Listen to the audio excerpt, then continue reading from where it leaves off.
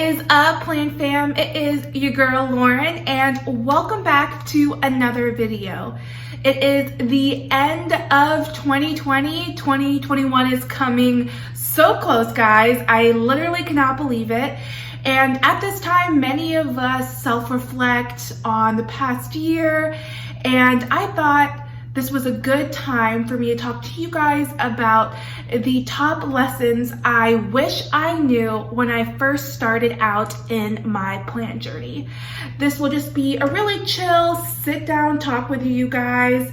I hope you will like the new background. I'm experimenting with different places in my apartment, but I feel like I have learned a lot in my plant journey thus far, and I wanted to share it with you guys. So that is the topic for today's video. If you're excited, then like it and subscribe, hit the notification bell, and let's get going.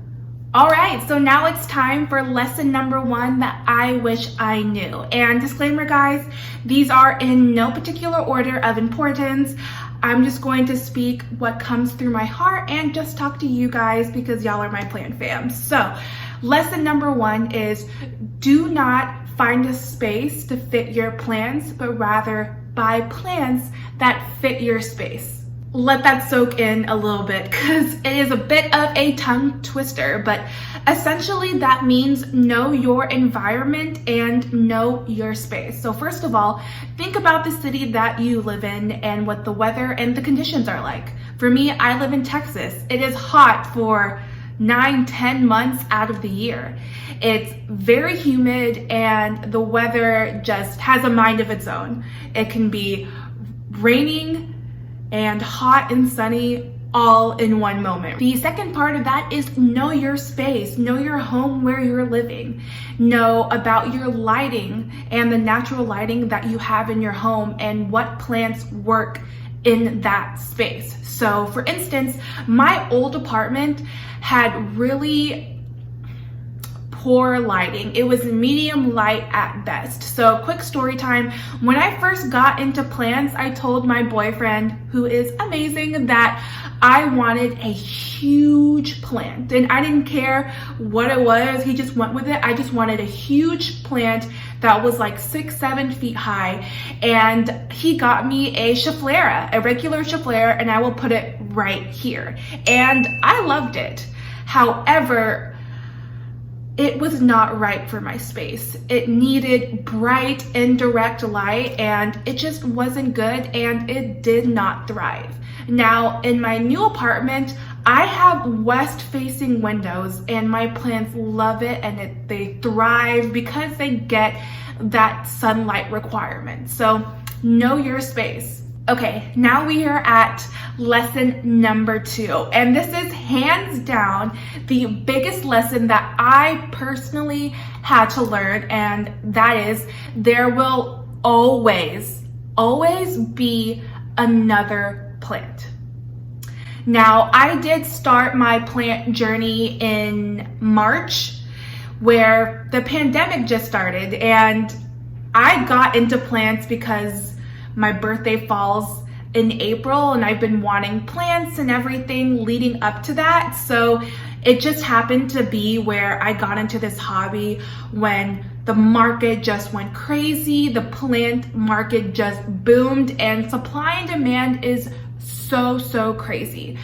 And you can get caught up. I got caught up in all the eBay auctions for all the sexy, high in demand plants on the buy sell trade groups on Facebook. There are auctions literally every single day, multiple times a day. And I'm not sure if I'm the only one out there, but I would get FOMO in the sense that I needed to get this plant. Granted, I wanted these plants. I wanted these plants for my personal collection, but every single auction that happened or purge that happened, I felt like I'm not gonna get it again, or I have to get it before someone else gets it because who knows when the next time is, or this is really beautiful foliage and I just have to have it. And I went crazy. Now, I have learned to really simmer down that attitude, but guys, there will always be another plant. If you don't have the space to take care of it right now because your collection is huge, or if you don't have the money for it, or whatever the circumstance may be, just know there will always be another plant. There will always be. The only exception I would say to this is if it's a steal deal. If it's a steal deal, go for it. But there will always be another pink princess. There will always be another philodendron ring of fire, a philodendron splendid, something, right? An anthurium crystallinum. There will always be another one. So don't get into the hype as much as you can, because that I definitely did. Now that segues into my third lesson I wish I knew. So points 2 and 3 are very similar to one another, but I wanted to drive this point home and separate it out. So my third lesson is appreciate your plant collection. It's so easy, again, to get into the instant gratification of always wanting to buy a plant, grow your collection, whatever it may be, right? But remember, at one point of time, you really wanted that plant. And now that you have it, appreciate it. Don't keep moving on to find the next sexy plant or to get your plant. Take time to step away from distractions or anything and just look at your plant babies. I love doing that, especially when I come home after a long day of work.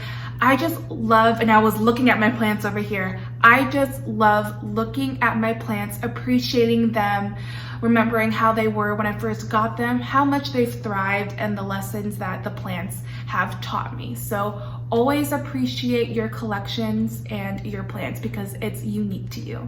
Okay, the fourth lesson that I wish I knew is that preventative maintenance and pest control are not an option. Let me repeat that. They are not an option. I remember when I first started and I got a plant online and I unboxed it, or I bought a plant for a nursery. I was so hype about it that I just automatically stuck it on my plant shelf or stuck it near my plant tables, my cabinets, whatever it may be. But you never know if that plant has pests, if it has spider mites, if it has fungus gnats especially, and so forth. And I have had a lot of run-in encounters with fungus gnats from this way. So guys, please make sure you do your pest control and preventative maintenance. And that's a lesson I learned a lot. So wherever you get a plant, make sure that you spray it down with neem oil spray or whatever your pest control spray is, and isolate it. I isolate it anywhere from 8 hours to 24 hours. I just put it on my patio, balcony, or just sectioned off completely away from other plants and let it just rest. I will also tap on the pot to see if any pests and flies come out. I will take like my metal chopstick thing and just poke and aerate the soil just to see what's going on and let it rest. After that time where I feel comfortable that the plant is okay, then I will add it to my collection.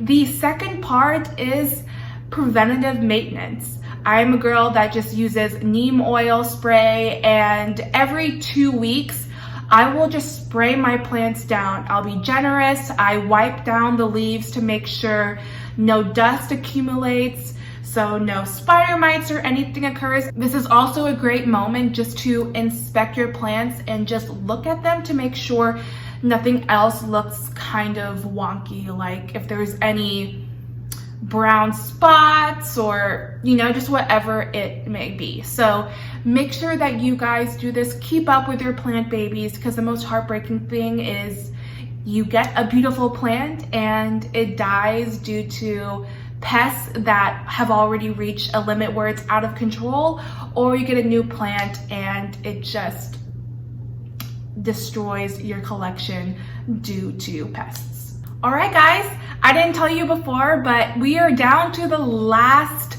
plant lesson care tip I wish I knew, and it is to create your own soil blend or mix if you can. Now, when I first started repotting, I just got regular Miracle Grow soil, and y'all know just by me saying that's like the kiss of death for any plant. And all plants in general, regardless of its species, needs a good, well-draining mix. Some need to be chunkier more than others and so forth, but it needs to be a good, well-draining mix. And I knew, I think after 3 weeks of using that soil, that something was wrong, because when I would water it, the water would just stay on top for forever, and it would take, you know, a good chunk of seconds for it to finally like pass through. And that's when I started experimenting and I started researching and find out what soil blend works for you.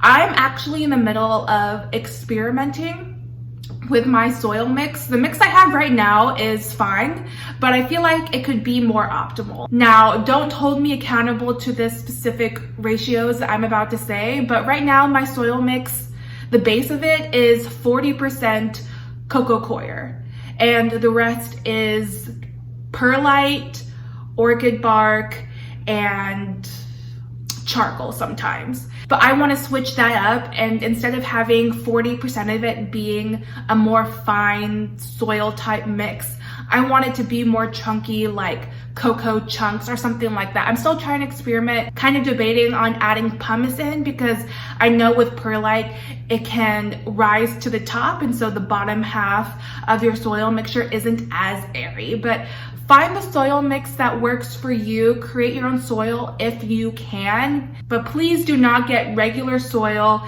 flower soil, outdoor soil mix unless you supplement it by adding additional additives in it to make it more well draining. Because if you just go with that medium, your plants will suffer.